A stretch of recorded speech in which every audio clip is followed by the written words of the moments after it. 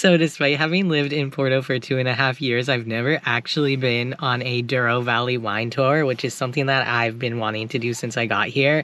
And today that changes because I got invited to do a wine tour and tasting at Quinta de Marrocos, which is in the Douro Valley right near the river and also pretty close to Lamego and Regua, which are two like smaller cities in the region, I would say. If you haven't heard of it before, the Douro Valley is an incredible wine region in northern Portugal known for its port wine. We did this as a day trip from Porto and it was about an hour and a half drive.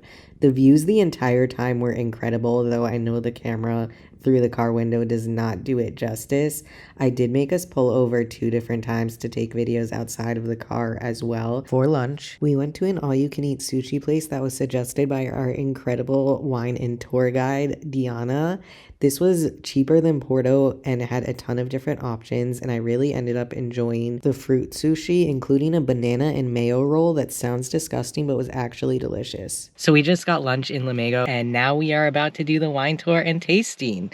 And right off the bat, there's some dogs that are coming up to our car, so we're about to get the greeting of a lifetime. Her name is Jackie and she is absolutely the goodest girl. We started our tour in the vineyards where you had these incredible panoramic views of the Douro River as well as some farms across the river. One of the many fun facts that we learned on our tour is that olive trees are often used as like a natural fence between the farms. We also learned that wine in the Douro Valley is very strictly regulated by the IVDP, which controls things like what type of grapes you're allowed to grow and even how much your vines get watered.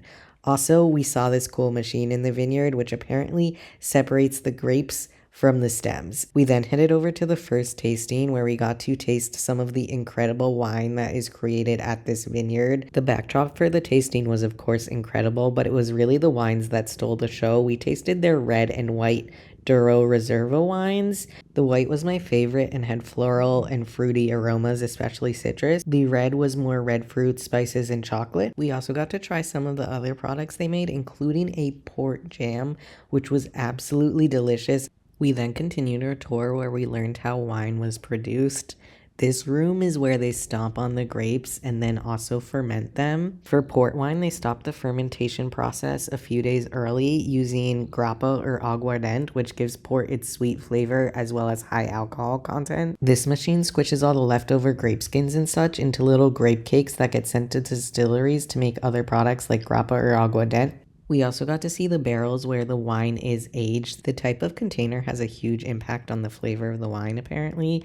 The stainless steel containers we saw in the first room just are for storage and don't add any flavor, while the oak barrels are where they get a lot of their flavor from. And even the oxygen content in the barrels is strictly controlled. We then got to the second tasting where we got to try a ruby and a tawny port, as well as learn about collection and bottling dates and how the different aging times affects the flavor of the wine. In general, tawnies are aged a little bit longer and have a more nutty caramel flavor, while rubies tend to be a little more young and fruity. In general, I like more sweet and fruity wines, so I tend to like rubies better than tawnies, but I actually really enjoyed both of these, and that should come as no surprise once I saw all of the different awards that Quinta de Marrocos has won. Like, this was genuinely delicious and some of my favorite wine that I've had in Portugal so far.